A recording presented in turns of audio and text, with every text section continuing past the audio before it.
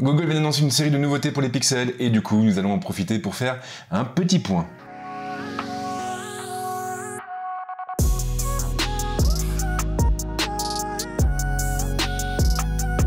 Alors le truc cool avec les pixels, en dehors du fait que ce soit de véritables tueurs en photo, c'est qu'ils sont régulièrement mis à jour. Des mises à jour qui changent parfois radicalement la manière dont nous les utilisons. Et justement, un peu plus tôt dans la semaine, Google a annoncé une série de nouveautés qui seront prochainement déployées sur quasiment l'ensemble de la gamme. Et le mot à retenir finalement, c'est celui-ci, prochainement.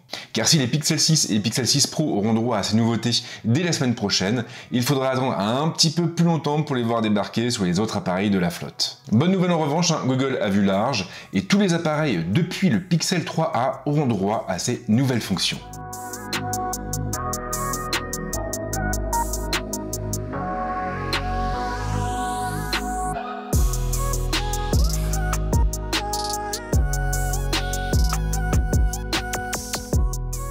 La première de ces nouveautés intéressera celles et ceux qui utilisent beaucoup Snapchat.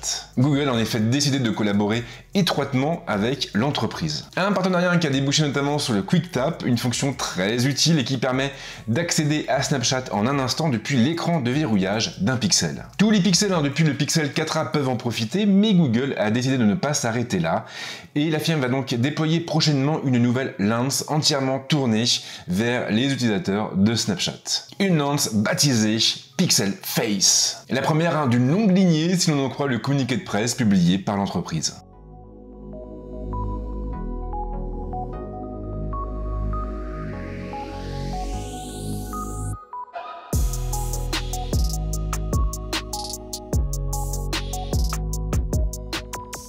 Nos smartphones remplacent déjà nos cartes de crédit et nous sommes nombreux, vraiment très nombreux, à avoir pris l'habitude de payer soit avec notre téléphone, soit avec notre montre connectée.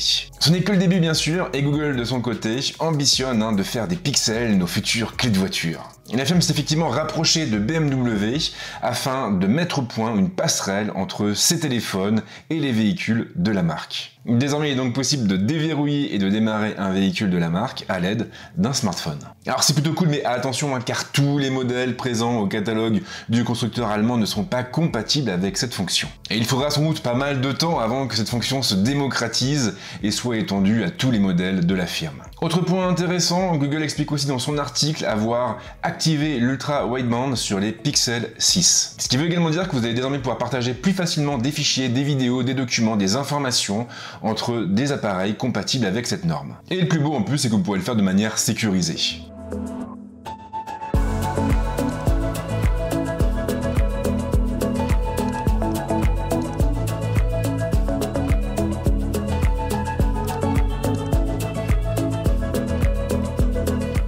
Attendez-vous aussi du neuf du côté du son.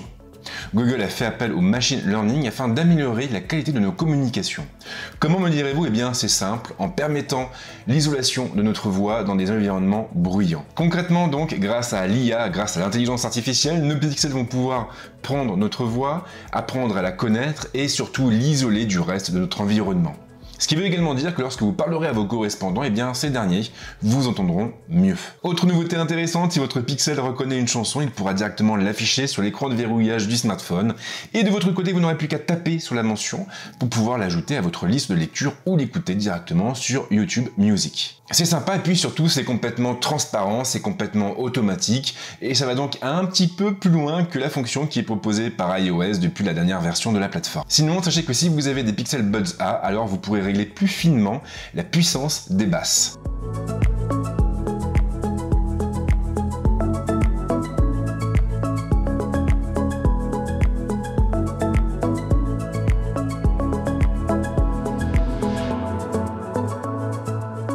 C'est sans doute la fonction qui a le plus surpris, mais Google a activé sur les pixels une fonction de reconnaissance d'accident de voiture. Cette fonction est complètement automatisée et si votre téléphone détecte quelque chose, eh bien il vous proposera automatiquement d'appeler les secours. Et bien sûr, si vous n'êtes pas en mesure de répondre à ces sollicitations, alors l'alerte sera automatiquement lancée par l'appareil, un appareil qui partagera également votre position afin de permettre au secours de vous retrouver plus facilement.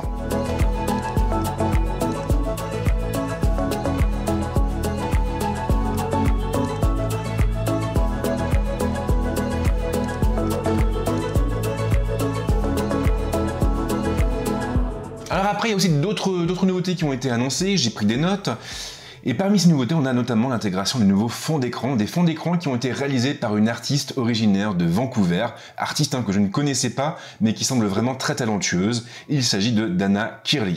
De la même manière, sachez que le français est désormais disponible dans l'outil de transcription qui est directement intégré au dictaphone des Pixel. Il était déjà sur les Pixel 6 et Pixel 6 Pro, mais il sera étendu à l'ensemble des appareils de la gamme depuis le Pixel 3a d'ici ces prochaines semaines. Et pour l'avoir testé plusieurs fois, je peux vous assurer que cet outil de transcription est vraiment redoutable et il vous permettra de gagner un temps précieux, notamment lorsque vous êtes en réunion ou en interview. Notez enfin que toutes ces nouveautés vont compléter celles qui ont déjà été annoncées par Google au début du mois. Comme l'arrivée par exemple de la sonnerie familiale qui fait ses premiers pas sur les smartphones de la marque après avoir été intégrée aux enceintes et aux écrans connectés du constructeur. On peut également citer les nouveaux widgets qui permettent d'accéder directement à vos e-books ou encore à YouTube Music, sans oublier certains albums propres à Google Photos. Et c'est sans parler de l'arrivée très attendue des Smart Replies ou réponses intelligentes qui seront directement intégrées à Android Auto, qui vous permettront donc de répondre à vos correspondants en quelques tapes. Et le plus beau dans l'histoire, c'est que Google a également profité de l'occasion pour apporter un peu de neuf aux options de confidentialité.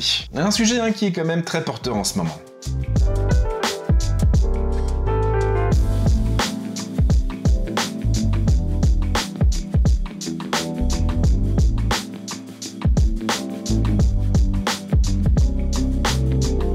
Alors bien sûr, ces nouveautés n'ont rien de révolutionnaire, ce n'est pas non plus une nouvelle version d'Android, mais elles vont quand même vous permettre de profiter davantage des possibilités offertes par votre Pixel. Et je pense quelque part que c'est ça qu'il faut retenir. Lorsque vous achetez un Pixel, vous n'achetez pas seulement un smartphone, vous achetez aussi et surtout un appareil qui va être mis à jour régulièrement à travers les années à venir. Un appareil qui va donc évoluer dans le temps pour mieux répondre à vos besoins. Et pour moi, c'est vraiment le point fort de la gamme, et le seul petit bémol en fin de compte, c'est que Google n'assure pas davantage d'années en termes de mise à jour. Il faut en effet rappeler que si les mises à jour de sécurité atteignent les 5 ans sur les Pixels, les mises à jour logicielles, pour leur part, se limitent à seulement 3 ans. Et malheureusement, c'est peu, et encore plus lorsqu'on les compare à ce que proposent certains concurrents.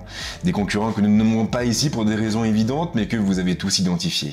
J'espère donc que Google va corriger le tir et que la firme donnera un petit peu plus de flexibilité aux consommateurs de ce côté-là. Merci en tout cas d'avoir regardé cette vidéo. Comme d'habitude, si elle vous a plu, n'hésitez pas à la liker, à la partager. Pensez aussi à vous abonner à la chaîne et si vous le faites, surtout, activez la petite cloche. C'est de cette façon que vous pouvez soutenir mon travail. Et pour ma part, je vous souhaite de passer une bonne semaine, un bon week-end et on se retrouve très vite avec d'autres vidéos. Ciao!